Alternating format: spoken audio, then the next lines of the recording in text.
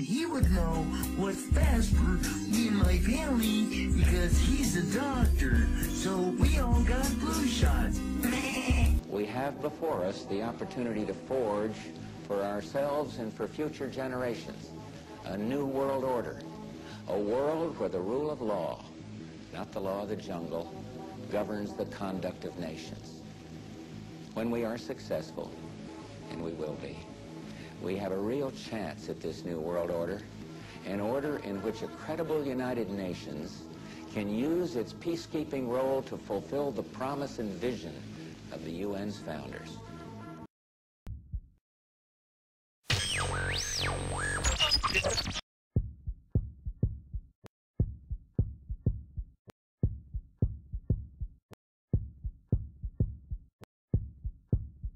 In the near future, Earth is dominated by a powerful world government.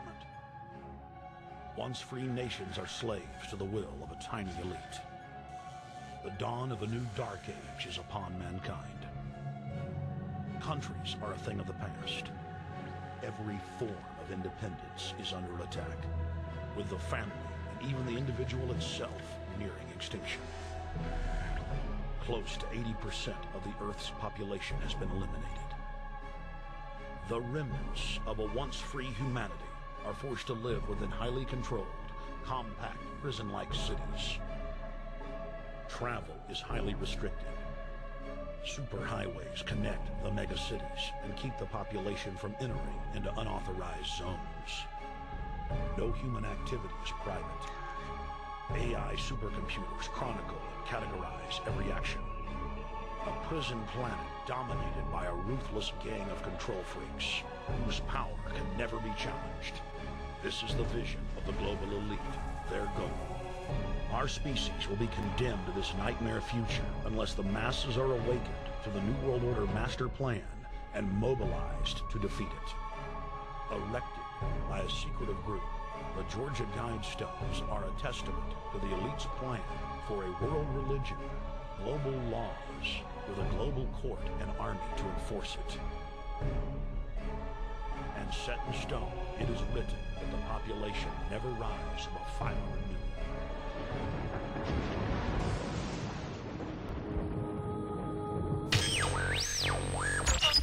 Lucifer, son of the morning, I'm gonna chase you out of earth. Lucifer, son of the morning, I'm gonna chase you out of earth. Lucifer, I'm gonna chase you out of Lucifer, I'm gonna chase you out of Lucifer, I'm gonna chase you out of Lucifer, I'm gonna chase you out of earth. Lucifer, son of the morning, I'm gonna chase you out of earth. Lucifer, son of the morning, I'm gonna chase you out of earth. Lucifer, son of the morning, I'm gonna chase you out of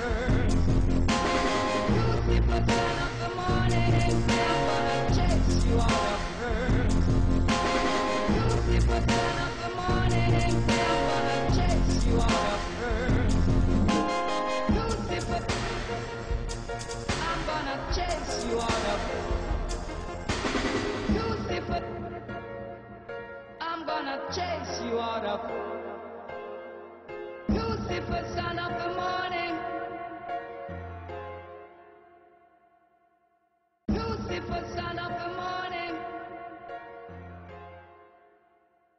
Lucifer, son of the The United Nations can and should play an essential role in helping the world find a satisfactory way of stabilizing world population.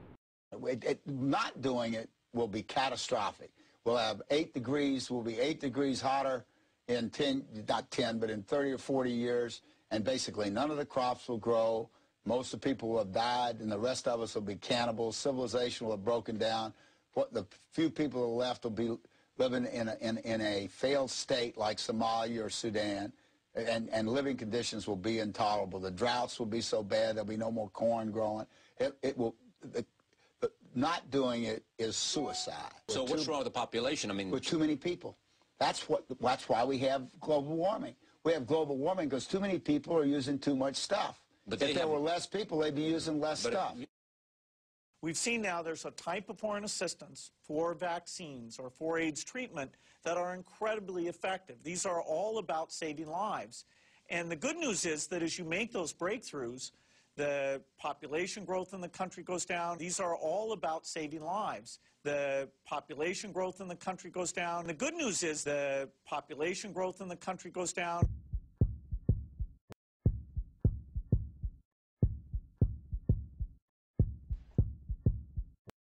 It all sounds so civilized, doesn't it? Here's the less politically correct but more accurate version. A group of unelected liberals with more money than many governments have just decided how many people will be permitted to live.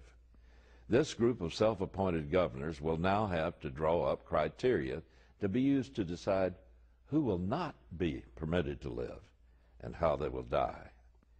It can and will be dressed up in polite and civil terms, but in the end, it means certain people will have to die.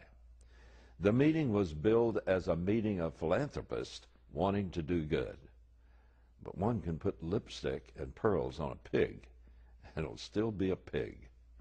In the final analysis, there's only one way to cap a population, by deciding who's permitted to live, and who, for the good of all, must die.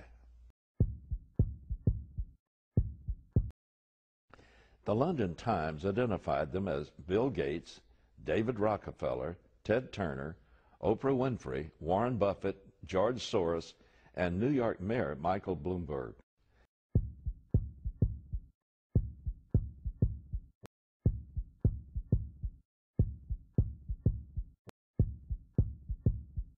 In December of 1974, the U.S. government made third world population reduction a central national security issue.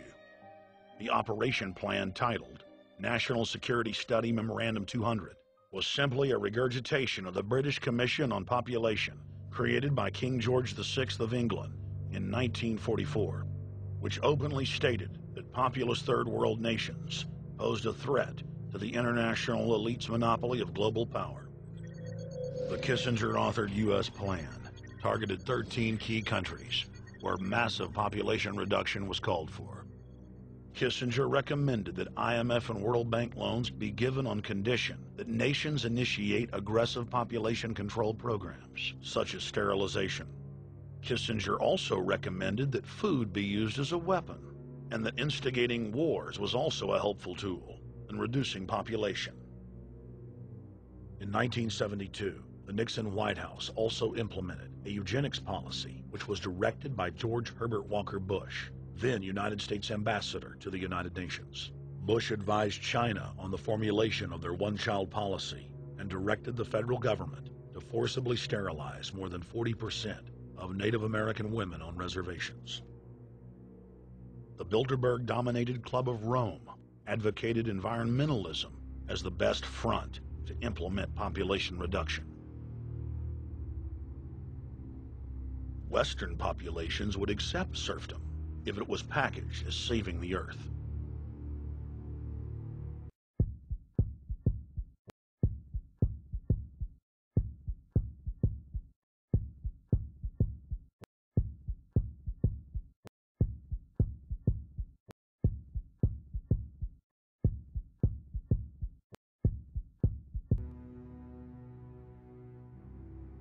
Industrialization of Africa, Asia, and Latin America could be blocked.